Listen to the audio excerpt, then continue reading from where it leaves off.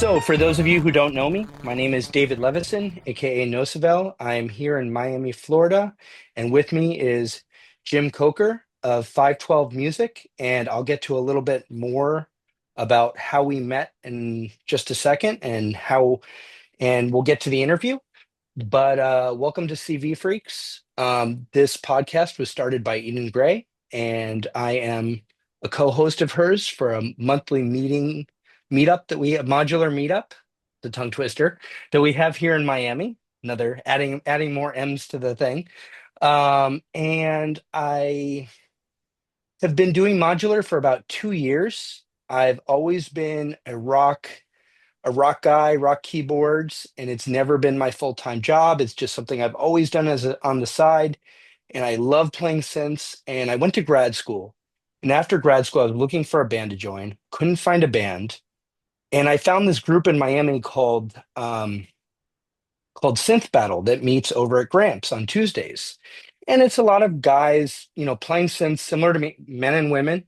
Everyone's welcome and playing synths similar to me, a lot of groove boxes, a lot of modular. And I got into that group and I realized that maybe I didn't need a band to solve my musical inadequacies like I always had. Maybe I didn't need someone else to fill in the holes that I felt was missing in my own journey. So I got involved with the group. Year one, really just experimenting, trying to find my sound, what worked for me. I began to explore modular. And then in exploring modular, I met Eden there. I met a lot of other people there who've been really instrumental in my journey. Lenny Forrest, who's been really instrumental in my journey. Eden Gray has really introduced me to a much broader modular community and kind of gotten me more involved in this kind of world, this global community, which really I couldn't be any happier. And I just finished kind of year two of my modular journey, if you will. And for me, it all started with the Pulsar 23. And it was the sound of my dreams was the Pulsar 23. And that brought me into Eurorack because I wanted more voices. And I'd say in this last year, my performances have grown. I'm kind of stepping into my own as an artist. And I just finished my record. And about 2 months ago, those perfect circuit contests that everyone enters? Well, I entered it. I always enter it. I usually enter the Sweetwater, the perfect circuit. I've never known anyone that has ever won one of these contests. And I was the winner. And it blew my mind, but I won a perfect circuit. It's the Buchla and Friends case, it was like $4,000 worth of modular right when I was finishing out I had gone from the Pulsar to one skiff, and I wasn't quite done with a 6U 184 HP case. And I was like looking for the missing pieces, and then I won this thing, which kind of opened up my whole world. Um, and I won it, and I would say the centerpiece, like if there was one module in there that was like the thing, it's the 512 vector. I mean, and Nice. yeah, so before that, I was using um the Moleco, the Varigate 4 Plus, and I had an ALM PAMS Pro. And I was kind of between those two, getting what I needed. But I knew I needed a more robust sequencer. I knew it. And so I was using my Digitech to sequence, and the 512 just was a game changer for me. And it was like right at the right time because I was working on a record. I, you know, I'm kind of coming into my own as an artist. And I was so happy about this. I posted about it, and a lot of the modular the developers, or I don't know if it's their A&R people or whomever, they reach out. They're like congrats, and maybe they repost what you post. Jim was the only person that wrote to me and said, "Hey, if you have any questions, please let me know personally." And I don't know anyone else that does that. And I know that it exists in modular because generally people who get into this do it because for the love of it. But I just I had to tell that whole story because this is the context in which I met Jim. And actually, this is the first time that we're on a Zoom, and I'm actually getting to talk to him in live in person and not just a text. So um, I guess I'll start with that that warmth. I mean that the fact that I mean I read up a little bit about your journey. I know that people have helped you along the way, but like Definitely. to me, that spirit of kindness, do you find that's a common thing in the modular community, or do you think that's, because it's not common in the music world in general, in my opinion. I don't know. Yeah, I think it's one of the best things about the modular community is everybody's very friendly and helpful. There's not this sense of competitiveness where I'm trying to be better than everybody else. It's more like, hey, kind of, even among manufacturers, it's like, how can we help each other be more successful? How can we help our customers be more productive? Um, on the performance side, people are always asking each other, "Hey, where can I play? Would you like to play? We're doing a gig." And everything from patch tips to, "Hey, I found this cool module you should check out." Um, it really is this kind of widespread worldwide community. And my favorite part about going to trade shows is meeting customers and people I know from online and getting to know more about them and their own personal journeys and kind of yours is in a way very common with some other stories I've had where people were trying to get involved with, a music making situation and couldn't find the right group of people or combination of things and then have run into modular synthesizers and for me personally I can't really play guitar, I can't really play keyboards, but modular allows you to build sophisticated music without having a lot of technical skills. And and it's a great area for people to explore writing and performing music and building synthesizers and learning all these things in a welcoming community. Thank you. I know that numerology was kind of like the stepping stone to the vector. And what would you say brought you from being like from the musician realm into the developer realm? And yeah, Okay, so that goes back a fair bit. I was starting to do some live show jams with a friend of mine in Peoria. Name's Eric Williamson, also known as Suit and Tie Guy. He is the founder of KnobCon in Chicago. And we were using hodgepodges of gear, whatever we could get our hands on.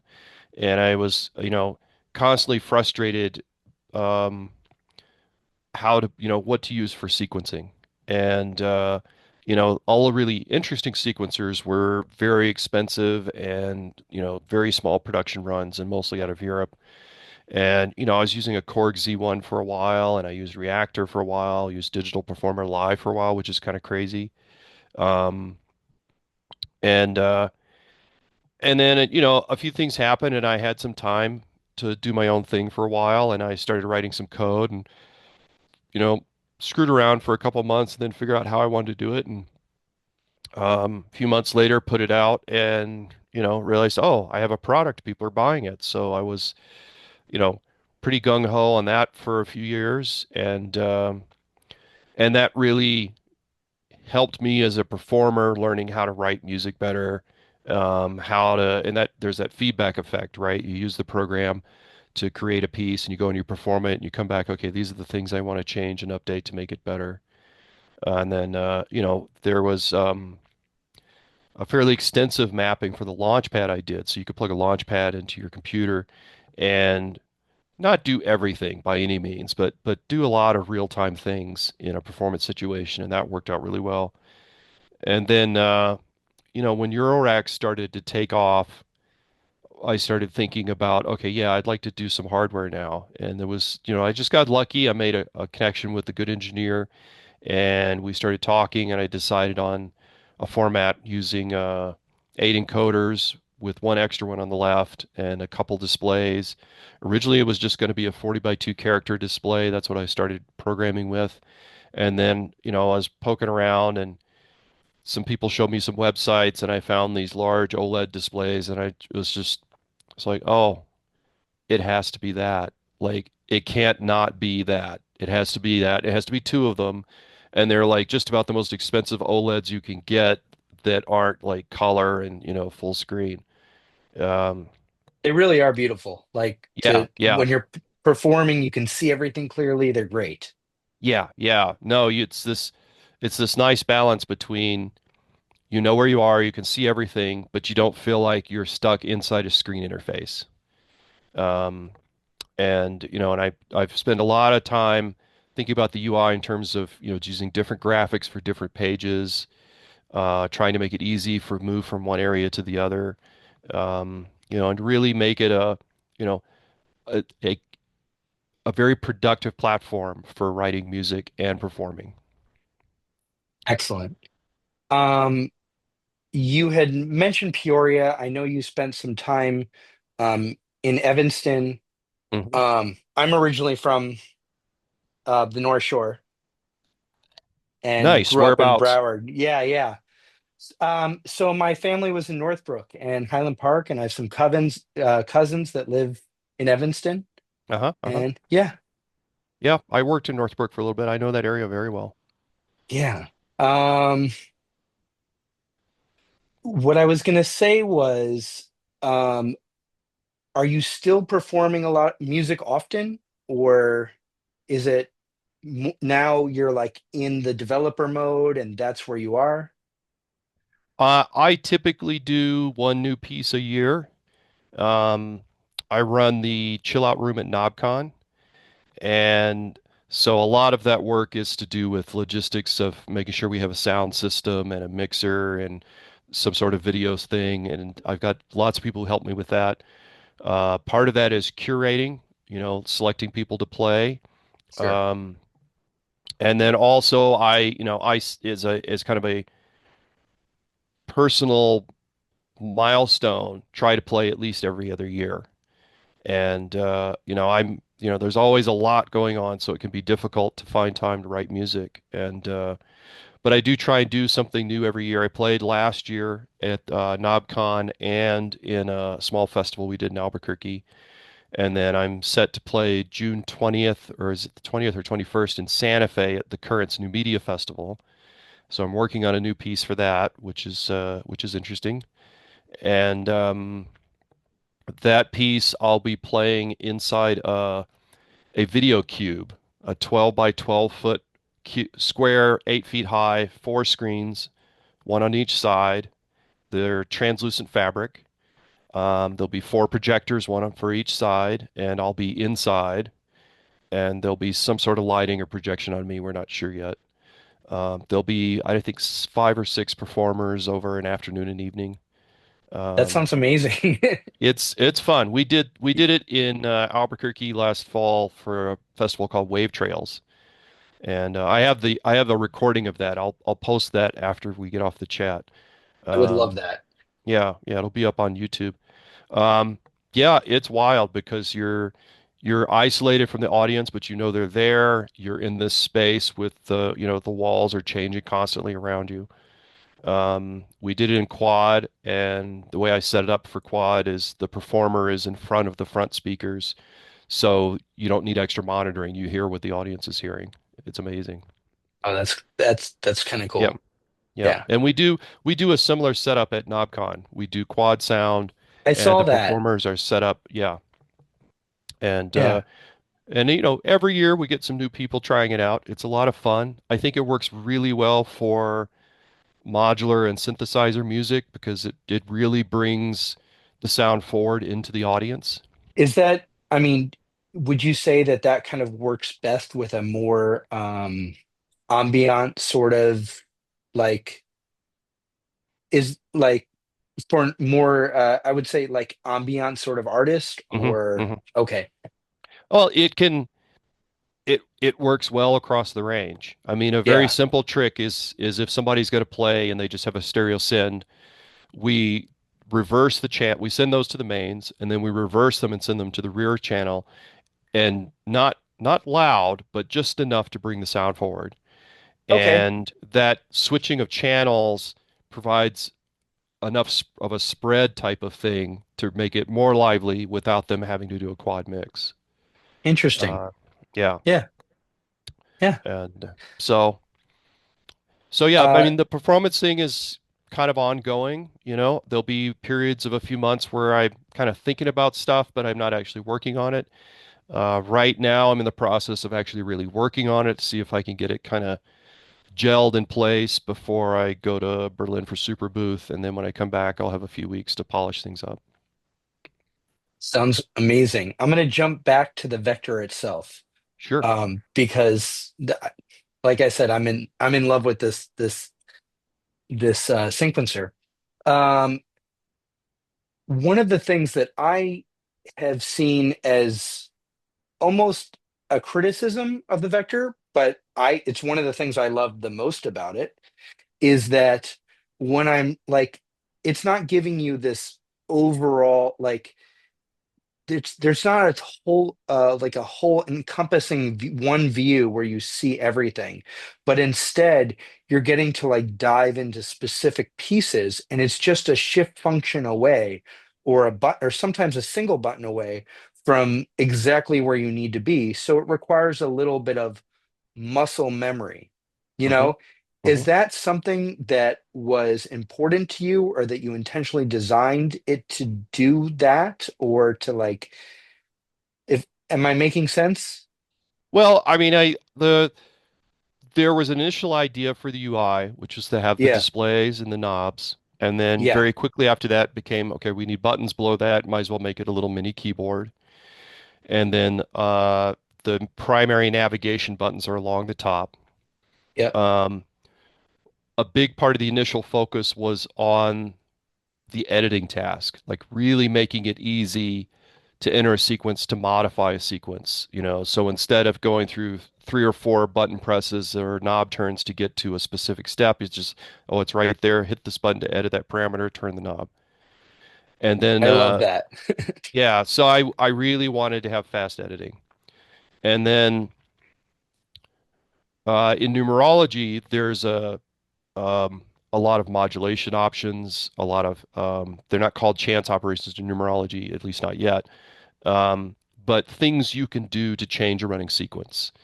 And for me, this is the like the one of the biggest strengths of the vector, and how I like to work is you start with a kernel of an idea, a few notes. It could be just two notes, three or four notes, I don't know, an eight step sequence. And instead of copying it out and changing it, which you can do on the vector, but you can add some modulation, you can add some chance operations, you can really explore all these available transformations very quickly. And again, having that display with the encoders right there and being able to easily flip between different edit modes is a big part of that. Um, Early on, um, there were no chord parts, there were no drum parts. It was just eight monophonic parts. Um, I knew fairly early. It wasn't the first prototype. I showed it at NAMM, I don't know, 7 years ago or so. But the one after that, I added the USB port so we'd be able to plug in the launch pad. If you don't have a launch pad yet, you should look for one. You got one? There you go. Excellent. I recognize that Bought it color just pattern. for this reason, Yeah, honestly. yeah. Because And you the recommended it to me on yeah, on yeah. yeah. You know, from a performing standpoint, that's the overview. I mean, you can do some of that on the vector, but in terms of fast mutes, lane mutes for your drums, being able to quickly switch presets and scenes across all the parts, a grid UI works really well for that kind of overview. And so I wanted to set it up so that they complemented each other well. So the main UI is great for editing and certain performance trips like skip steps and fills. And then you add the launch pad, and that gives you a better overview when you've got all eight parts going and you need to switch between parts or mute parts, change presets on certain parts and not others, that sort of thing. For me, it is really amazing because I've been watching your live streams that you do with Steve and various other people. And I've been watching kind of because I'm learning through that, I'm also watching the development the of the GUI over time and the software that the firmware.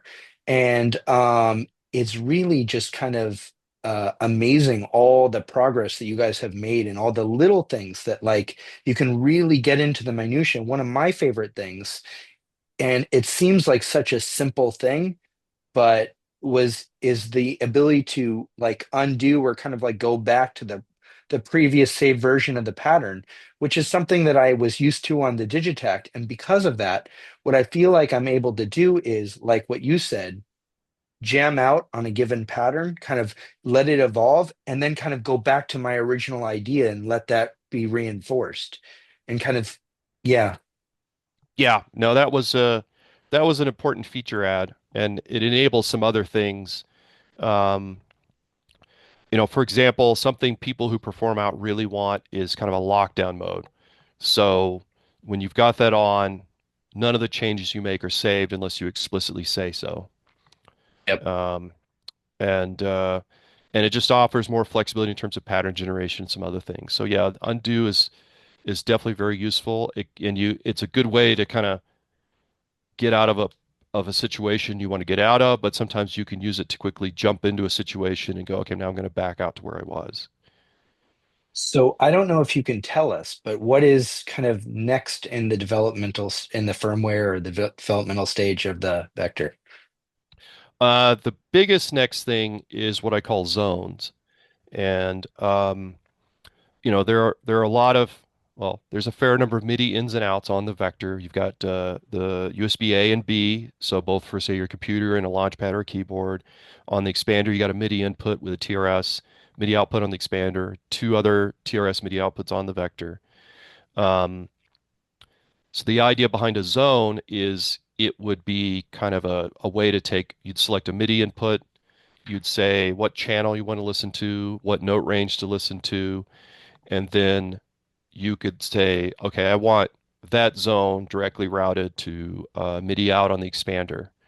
Or I want to set this part to be an arpeggiator and I want it to be, say, these two octaves on my main keyboard, and then use these other two octaves with another part to transpose that part. Um, so it should be a fairly simple way to make it more powerful in terms of MIDI routing, uh, more performable, particularly if you're using a keyboard. Um, Something I've been slowly working on the last year and a half or so is to improve the MIDI through, MIDI to CV capabilities. It's usable now. It could use a few tweaks, a few extra features. But the idea is that, you'll be able to take a keyboard, even a 5 octave one, and plug it into the vector and set it up so it is a controller for your whole sequence, your whole performance across all 8 parts. That would be awesome. Yeah, that Yeah. sounds really awesome. Yeah. Um, the the other kind of unique module that you've done is the QVL, which hmm is a hmm quad LFO. Yes. Is that something that you felt like the vector was missing and therefore, or it was just your own performances, you wanted that module? How did that come about?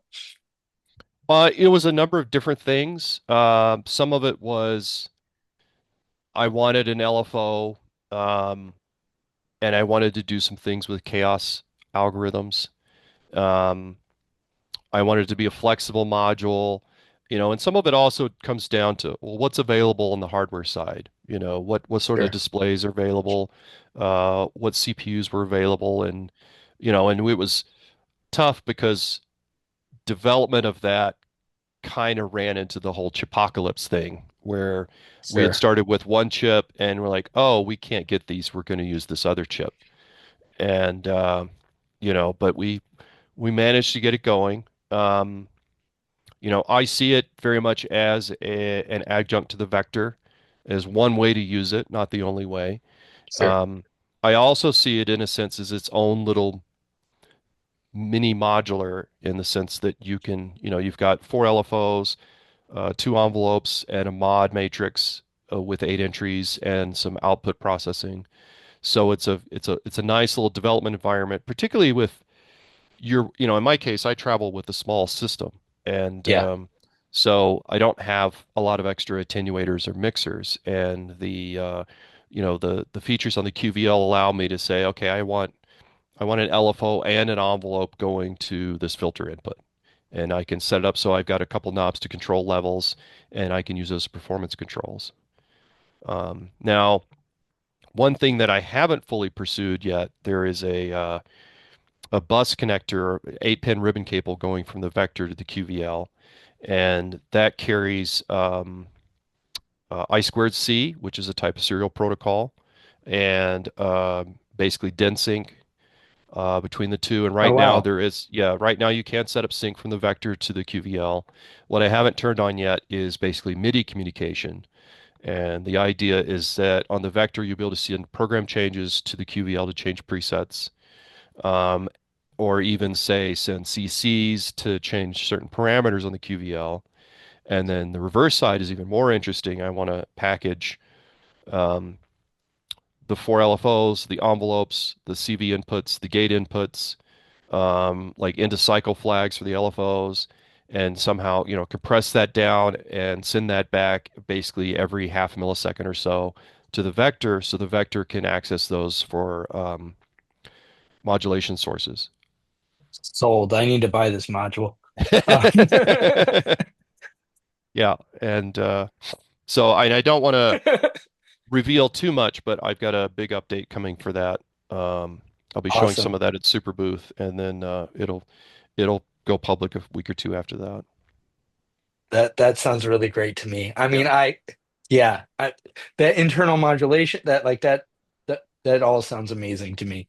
Um, so is there another, like, is 512 working on another module, or is this kind of you're working, this is where you're at right now, or is there another, like a Well, next? there's always some sort of next Sure. thing, Next thing and in development. yeah, and You don't you have to know, give it away. It's okay. well, I can't because like it's Yeah. always changing, right? Yeah. And with the trade situation, it can be difficult to commit for releasing a new product when you're not sure what your costs are going to be. Um, but there's always some movement in that direction. I had announced numerology version 5 years ago, and people are like, "Where is it? Where is it? Where is it?" And it's like, well, it's coming. It's difficult because I'm rewriting the UI from scratch because the API used Apple's Objective-C calls for the Cocoa UI, and some of those calls don't work that well anymore. Fair And enough. I finally decided that, and particularly if I have any hope of ever going cross-platform, is that, okay, I need to rewrite all this from a low-level graphics API. And that's taken some time and it's coming along fairly well. There's still a lot of work left to do, but that's maybe a little more focused lately because I've slowed down a bit on hardware development. I've still got regular updates coming for the vector, the QEL, and the Mark I vector as well. Wow. So I'm keeping busy. Yeah. So is 512 just you? It's mostly me. I have a part-time employee who comes in and he does a lot of the build work. Yeah. Um, and we build the expanders here using a small pick and place line. So one of the more interesting tasks Wow. is keeping track of parts for that. That's pretty Welcome amazing. back. All right. Yeah. So I'm back live with Jim Coker of 512 Music. He was just about to tell me how he met Steve, who does these wonderful podcasts with him and kind of showcases the 512. Well, we don't remember exactly. We've talked about it. But he picked up a vector and started sending me some questions on Facebook, and we started chatting back and forth, and ended up doing some Zoom calls, probably just to talk about technical stuff. Um, I know he got his first vector pretty early on. It was before we had drum parts and chords, and also it was kind of right. right around when COVID lockdown happened. And, for those first few months, not a lot was going on. And then people started doing live streams, and it was not something I was like familiar with at all. And, but we got invited for, I don't know, there was some, 2 day long kind of live stream festival of gear. And, we did like an hour session, me and him and, Cody Murray, who was working for me at the time. And that was pretty successful. We're like, okay, this is cool. We can do this. And then, we came up with this plan to start doing these live stream deep dives. And part of the format for that is we always have uh, some guest artist who is a Vector user, and it's a way to feature their music, but also to talk about how they specifically like to use the Vector, and also a way for them to kind of, say what they're looking for, what sort of features are they interested in, or what features are they using the most. And it's been great. I mean, I didn't have What anything, it and yeah. Oh, sorry. I was gonna say what's been really cool to watch in those is like there are these like really these amazing artists who love the vector and use it all the time. And then you'll be like, oh, there's this, or Steve will go, oh, have you tried this? And they're like, no, I didn't even know that was part of the firmware. Like I didn't Yeah, know. I've learned so much just watching that like little like aha moment. yeah, yeah. No, there are lots of gems sprinkled around in there. And sometimes it's a, hey, did you try using this? And sometimes it's some little musical trick. A lot of interesting moments in those videos. Yeah, absolutely. Um, I was yeah, no, that's really amazing. It sounds like there's so much going on with you. I really appreciate your time. I wanted to just before we go, I mean, Hmm. I'm at the end of this, what I figured was I have this new album. It was mostly done with the Vector. There's some stuff where I'm just patching, no sequencer Hmm. required.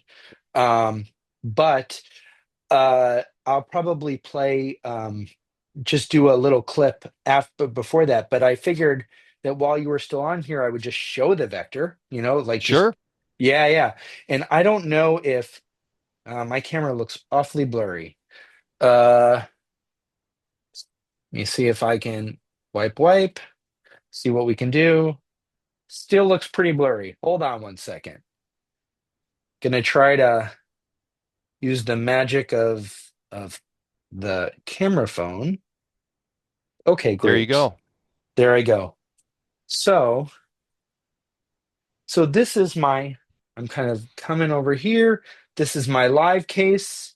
Hmm. It's kind of hooked up to another case right now because I was recording, and that was the perfect circuit case. And one of Hmm. the very first things I did when I got the perfect circuit case or the Buchla and Friends case from for the perfect circuit was I popped the vector out and put it in my live case because I it was like, well, let me switch back.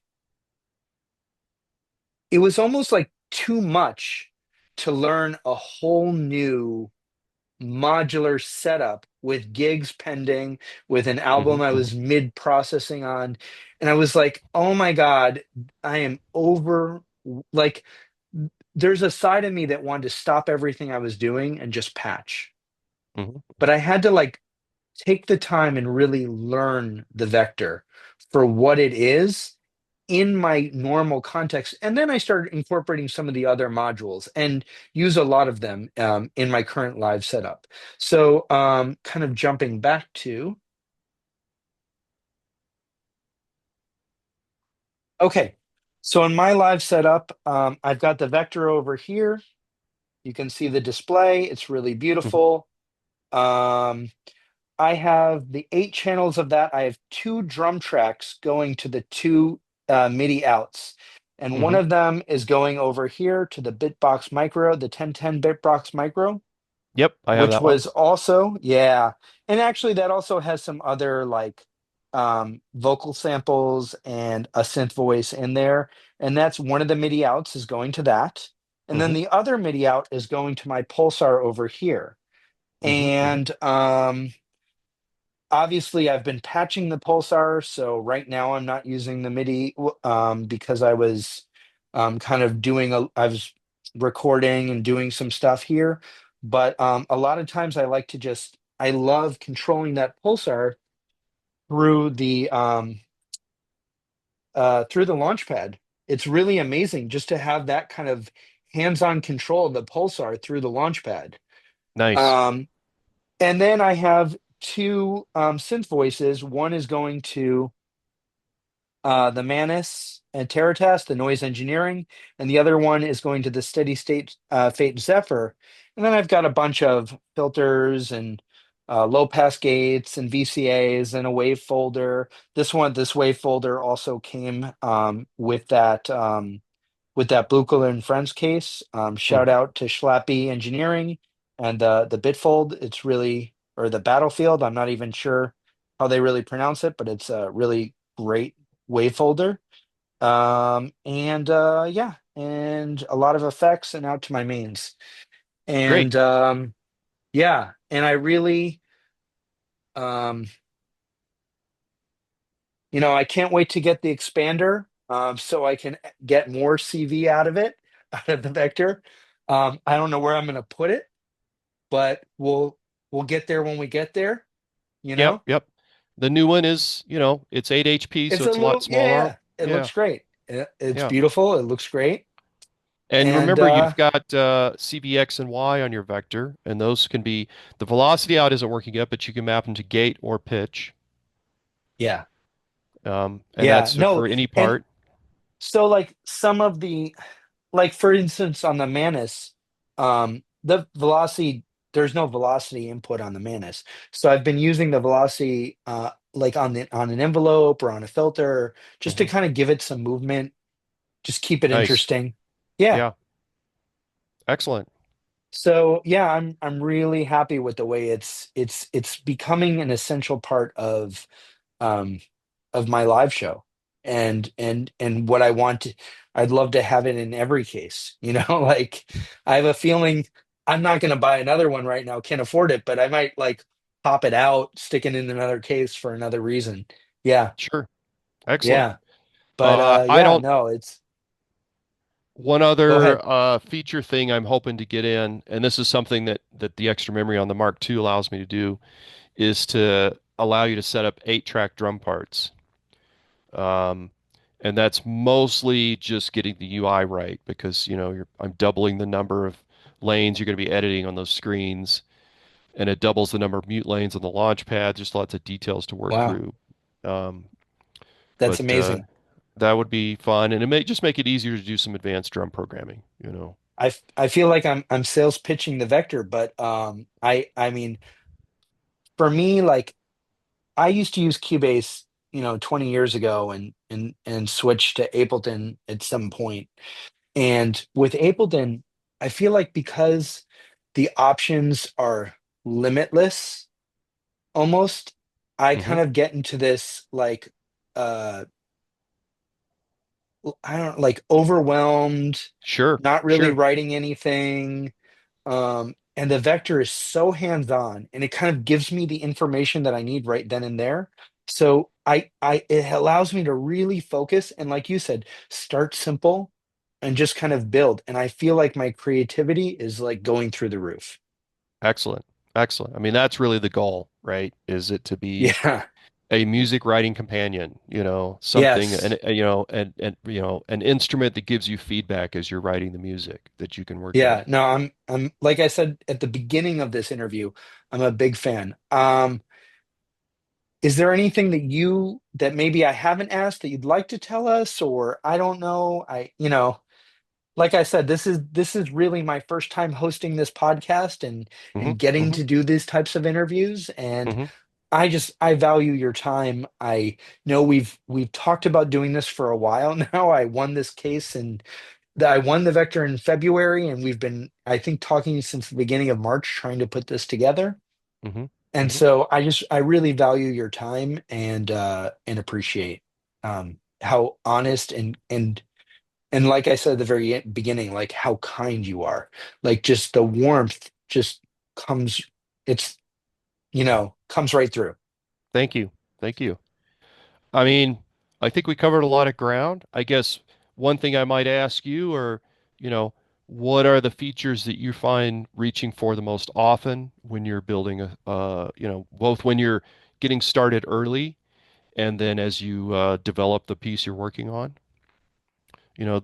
That's the sort of thing people Okay. often send me, they're like trying to do something and they're a little stuck. And I'm Yeah. like, okay, what, try this. And then but I also use that feedback as a way to say, okay, what can I do in the UI or the feature space to make that a little easier to access? And so I'm always very curious about how people use it. Some people are, oh, I love using the generator. If I'm stuck, I'll use the generator and I'll tweak what gets generated until I find what I like. Some people I start use with the the kernel. evolve more than the generator, Okay. but See, I that's do use very the interesting. evolve. I Yeah. use the evolve. I do use the generator, but all right. So I think, like I said, I mean, I've had many synths before the Pulsar, but Hmm. and even tried some other semi-modulars, but the Pulsar was kind of like the instrument for me. And it was one of those things where I bought it because I wanted the sound and I had no idea how to play it. Hmm. Hmm. And I just had to figure it out.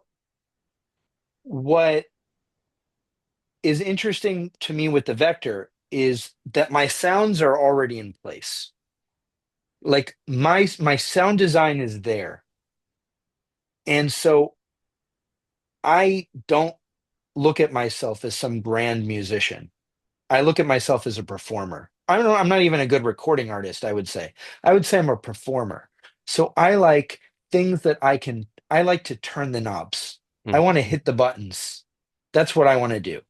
So I like to create like you said, a very simple sequence, and it might be an 8 note, Hmm. Hmm. sequence, or it might, and I want to speed it up. I want to slow it down. I want to chop it up. I want to, so any like those quick, like I'm going to try out every little, key combination to Hmm. see what Hmm. happens because I'm probably going to do it live, whether I intend to or not. And I want to learn the Know what happens. Yeah. Yeah. and I want to learn the ones that work. For me, doing somewhat experimental music doesn't mean that I heard someone say this a long time ago in one of these podcasts, and it means a lot to me. It doesn't mean that I'm taking the cat and throwing it at the modular and like, like whatever happens, happens. It means I'm trying something. Maybe it works. Maybe it doesn't work. I learn from that. I build from it. I I regain my muscle memory. Hmm. So, like I said, my absolute favorite feature was the undo, the go back to the previously saved Yep. thing. Yep. That was legit. That was the number one game changer for me. I feel like I'm still uncovering what you've put in there. Well, that's Like good. I mean, I I feel like, like yeah, I feel like I don't know that I've, in the 2 months of using it, I don't know if I like have some brand recommendation for you because I'm still amazed that it does what it does. that's good. I mean, I want it to be as approachable as I can make it, but I also Yeah. want it to have enough depth that, you know, you're not going to run out of ideas of things to try, you I know. haven't really tried the free running like LFO, the not LFO, but Free the gate. free runnings. Yeah, I really haven't done a lot with Yeah. that yet. And that's like one of those things where I'm like, I know it's there. Yeah, Yeah. Yeah. No, it's do start with free run gate or velocity, and it's a really easy way to kind of juice up a track and give it I an extra love feel. I love that there's different lengths for each pattern can have its own length. Hmm. I Hmm. love that. Or each part, sorry. Yeah. Um, Yeah. yeah, can have its own length. I love that. Great. Um, Great. yeah, so that's kind of allowing me to kind of get into deeper into sound. And I love how easy it is to I'll tell you one thing.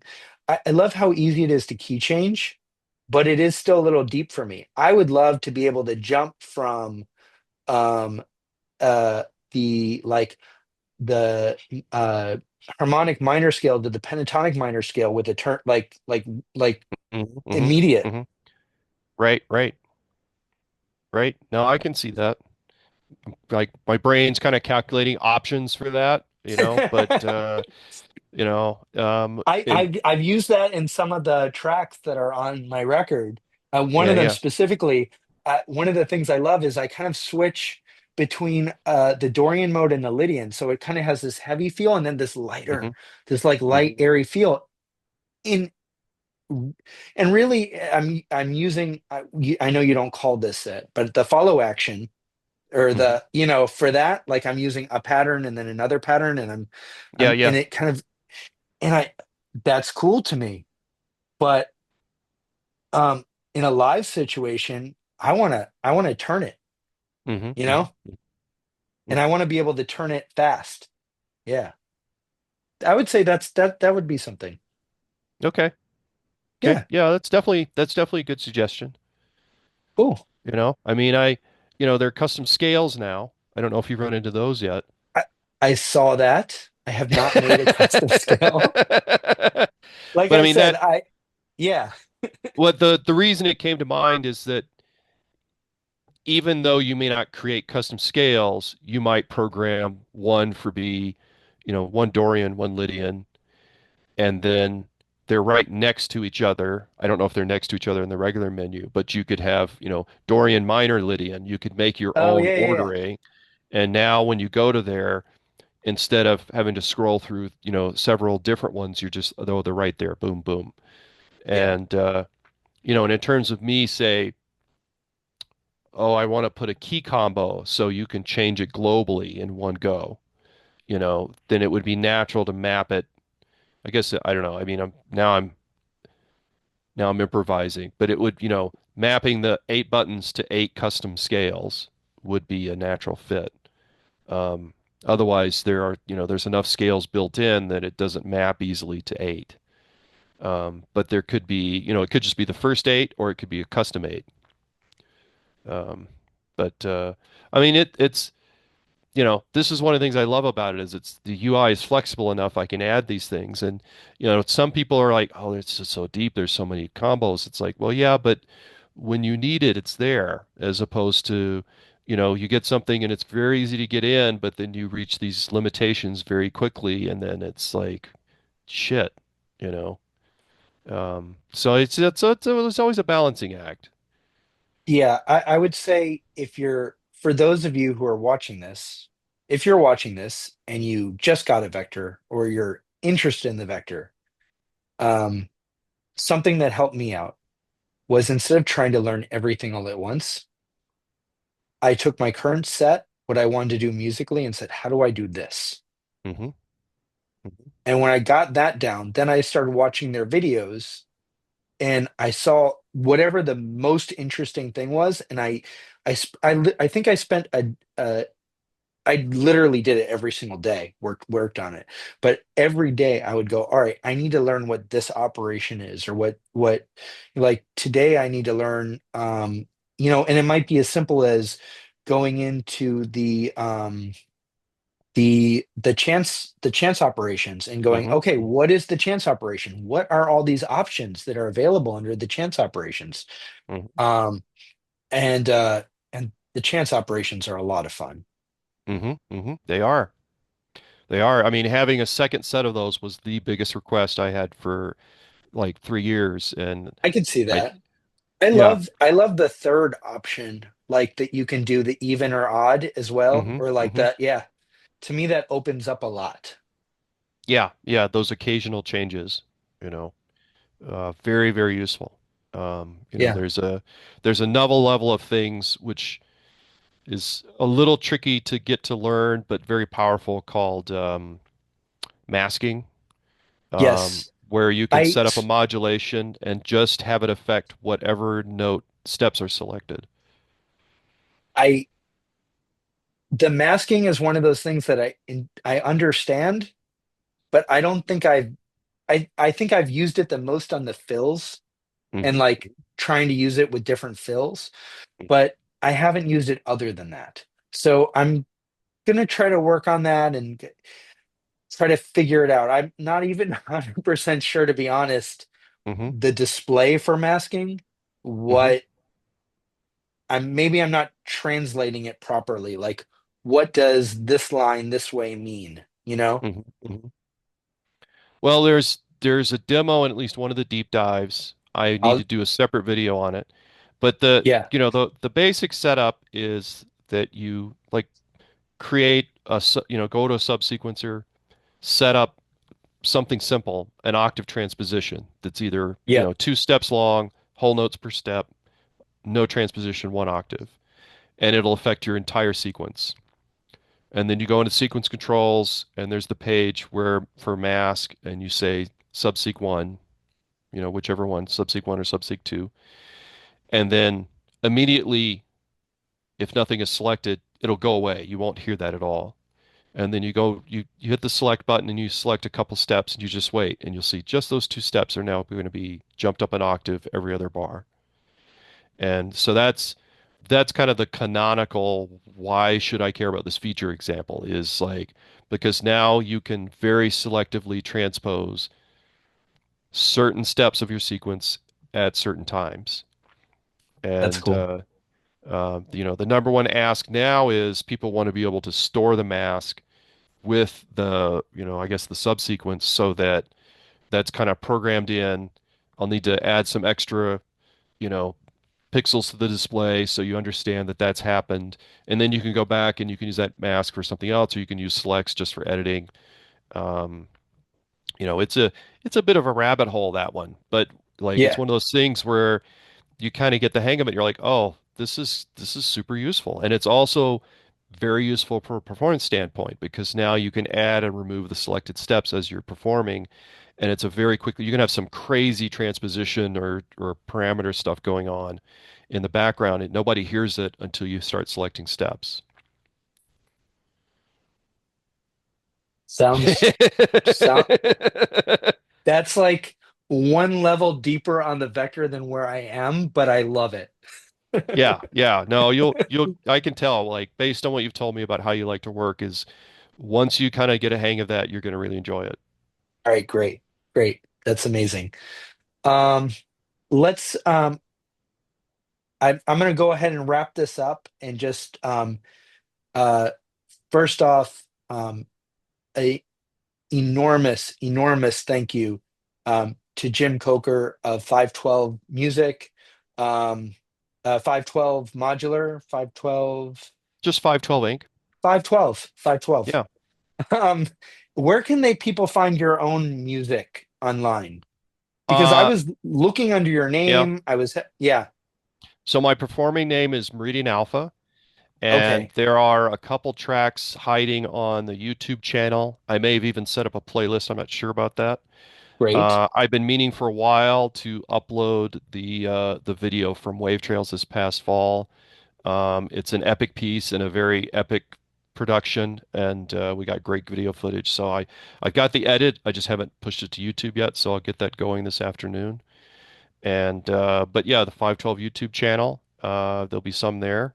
Um, and I yeah, I'm hoping that we actually get to meet in person at NobCon. I've never been, but I for those of you who are watching this because you're my friends or because you like my music and you know me, you know that I'm like the biggest Nine Inch Nails fan in the world, and I'm kind of like planning my own like mini tour in September around NobCon and me seeing Nine Inch Nails and trying to get different places yeah, along the way. Yeah. nice, So nice. Well, yeah, yeah, if you can fit it in, definitely come down. I mean, even if it's just for a day. yeah, It's very worthwhile. If it was one day, Saturday would be the day because Saturday night is the chill out room performances. Actually, we have afternoon and evening sessions, and always an amazing lineup. And excellent. and something in particular I love about NobCon is that you have these synth groups. Like there's the New York crowd and the LA crowd, and we have our own group here, and you have a group in Miami, and Yep. it's a great location for all these groups to join together and get to meet each other in person. That sounds amazing. Speaking of which, if you ever make it to Miami, um, you know, please join us both at the Definitely. CV Freaks events and then also at Synth Battle, which is the night that we do at Gramps on Tuesdays. We'd love to have you, Awesome. uh, Awesome. and also, while we're on here, I'm just big thank you to Eden Gray. This is her channel, CV Freaks. This was her brainchild, and she's done an amazing job really bringing the Miami synth community, but especially the modular community together. And I'm really grateful that she's included me in this process and helping me grow as an individual artist. And I just really appreciate these opportunities. And thank you guys so much for staying tuned for this. This went on longer than I thought it would. Not than I wanted, but than I thought it would, because we just really, I truly love this product. I really, Jim is just such a gracious person, and this, I'm just, this has gone really well, and I really appreciate all of it. So thank you guys. All right. Thank you both. Thanks for All having me right, good on. night.